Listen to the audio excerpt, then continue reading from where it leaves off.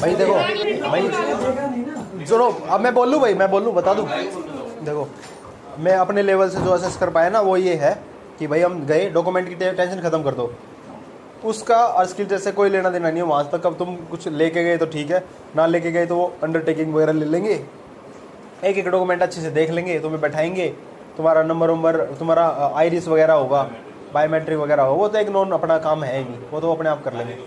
हाँ वो सब तुम चीज़ें सारी लेके गए हो। नेक्स्ट स्टेप क्या होता है कि तुम्हारा नंबर जब आएगा ना, 4-4 बच्चों का ग्रुप लेके जाएंगे, ऐसा एक बड़ा सा हॉल होगा, 2 साउथ इंडियन मैडम बैठी होंगी और 2-3 हेल्पिंग में होगी, बाकी मैडम भी बैठी होंगी वहाँ पे, और अंदर जैसे कि 4 साइड रेल वगैरह लगा रखी होगी, 4 वो बना रखे होंगे स्टेशंस। वहाँ पे क्या होगा कि बेड है, बेड के सामने एक ट्रॉली है, ट्रॉली के ऊपर एक क्वेश्चन लिखा होगा ब्लैक A4 साइज पे ब्लैक कलर से। हाँ हाँ, तो उस पर ना A4 साइज पेपर पे क्वेश्चन लिखा होगा अच्छे से क्लियरली, वहीं बोर्ड होगा, वहीं तुम्हें रिप्लाई करने का लिखा होगा, चिट होगी, उस पर लिखना है बड़े पे कि भाई तुम्हारा नर्सिंग नोट क्या है। तो वहाँ जैसे क्वेश्चन लिखा है, पहले पे जो क्वेश्चन लिखा था वो था कि भाई तुम्हें ना एक पेशेंट है सेप्सिस के अंदर है 45 ईयर, सब कुछ वहीं मिलेगा तुम्हें, पेन वैन नहीं मिलेगा, लेकिन कोशिश ये है अपने सारे डॉक्यूमेंट वगैरह लेके जाओ, पेन लेके जाओ, मास्क लेके जाओ, और कॉन्फिडेंटली नीट एंड टाइडी अपनी ये जो ड्रेस होती है ना, तो कोई भी ले जाओ, फॉर्मल ड्रेस के साथ जाओ।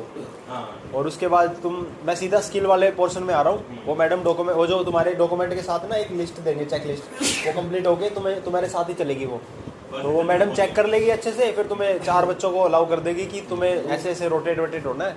तो फर्स्ट में आप गए, फर्स्ट में क्वेश्चन लिखा होगा जैसे कि आज लिखा था कि भाई एक फोलिस से स्ट्राइल सैंपल लेना है एक पेशेंट का, सेप्सिस है, तो कुछ सिनेरियो बना के लिख रखा था, तुम्हें घबराना नहीं है, तुम्हें 2.5 मिनट जो भी मिलेगी ना, 2.5 से 5 मिनट जो भी मिलेगी, मैं काउंट नहीं कर पाया लेकिन 2.5 से 5 मिनट ऐसी कुछ थी, तुम जाओ।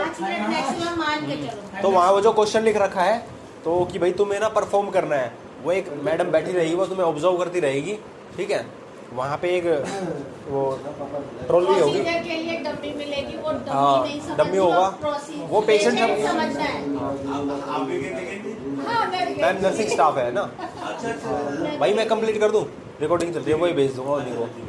तो ना वो ट्रॉली रखी हुई है, ट्रॉली में सारा सामान रखा, ग्लव्स, एक और चीज़ फालतू भी मिलेगी, वो तुम्हें अपना ट्रॉली असेस करना है, जैसे भी स्ट्राइल सैंपल लेना है वो उसको करके दिखा देना है, और डम्मी को पेशेंट समझना है, एक्सप्लेन भी कर देना, बाद में उसको कवर भी कर देना, और अपना फिर थ्रो भी कर देना, डस्टबिन भी है वहाँ पे, हैंड वॉश वगैरह जो भी करना है वो सब करना। तुम्हारा फर्स्ट काउंटर कंप्लीट होगा, और जो तुमने प्रोसीजर किया है ना उसी के हिसाब से वो नंबर दे देंगे, 1 नंबर, 5 नंबर, 4 नंबर, उस हिसाब से। उसके बाद हाँ वो अपने आप कर देंगे, तुम्हें नहीं बताएंगे। हाँ मैं कुछ नहीं, वो जो प्रोसीजर है ना वही एग्जैक्ट पढ़ लेना जहाँ से भी पढ़ सकते हो। बाकी नर्सिंग नोट भी लिखना है कि आपने प्रोसीजर किया तो हाँ डॉक्यूमेंटेशन की कैसे किया, स्टेरिलिटी मेंटेन की या नहीं। सेकंड काउंटर आता है भाई, पीवी करना था, प्रोविजनल एग्जामिनेशन, तो वहाँ पे ग्लव्स रखे थे सेम, एक मैम खड़ी थी, नर्सिंग नोट्स लिखने के लिए था, तुम प्रोसीजर करो और फिर नोट्स लिख के अपना खड़े हो जाओ, फिर वो फिर बेल बज जाएगी 2.5 से 5 मिनट के अंदर में, फिर तुम तीसरे काउंटर पे जाओगे, वहाँ पे भी साइड रेल लग के एक बन रखा है स्टेशन। वहाँ पे क्या होगा, जैसे ये आज आया था पार्कलैंड फॉर्मूले के हिसाब से, एक पेशेंट है, सिनेरियो है, उसका वेट इतना है, इतना % बर्न है, उसको कितना फ्लूइड देंगे, उस फॉर्मूले का कुछ नंबर है, 1 नंबर, और उसको एक्सप्लेन करने का, सोल्व करने के 4-5 नंबर अलग से। ऐसे किया। साइड में आधा टाइम मिलेगा कि एक क्वेश्चन और है जिसको ए और बी में डिवाइड कर रखा है। ए में दे रखा था जैसे कि एक्स, मिसिज एक्स है, उसकी LMP ये है, उसकी EDD काउंट कर दो। ऐसे ही एक्स मिस्टर वाई है, मिसिज वाई है, उसका EDD काउंट कर दो। तो वहाँ पे क्वेश्चन, उसमें फॉर्मूला के अलग मार्क्स मिलेंगे, वहाँ पे शीट मिले होगी, बिल्कुल पूरा आपको हेल्पिंग नेचर मिलेगा। तो वहाँ पे आपको फिर वो लिखना है, और वो लिख के बेल बज जाएगी, फिर तुम खड़े हो जाओ, फिर तुम 4th काउंटर पे आ जाओ।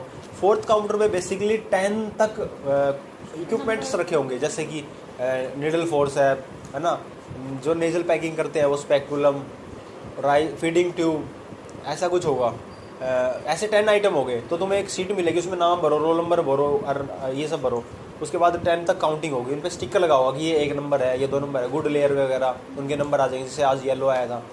तो उनके हाँ कि भाई तूने पहले उठाया चीज़ उस पर पहले स्टिकर लगा रखा है तो पहले क्वेश्चन के आगे ये लिख दो क्या है, पीरियडिक सेट है क्या है। तो ऐसे करते करते आप 10 लिख दोगे। उसके बाद जैसे आज वीवीएम का रखा था कि वीवीएम की स्टेजेस बताओ, तो उसमें 2 चीज़ थी कि एक को तो हाँ कि एक को यूज़ कर सकते हैं, एक को थ्रो कर सकते हैं, ऐसा कुछ आएगा। नॉट टू यूज, ठीक है। स्टेज लिखनी थी ना, स्टेज कुछ साइकेट्री क्या आ जाए, जैसे ये भी कोई बंदा दिखा रखा है सामने शीशे में, वो अपने आप को सुपरमैन सोच रहा है, तो ये डिल्यूजन कौन सा है वो लिख दो।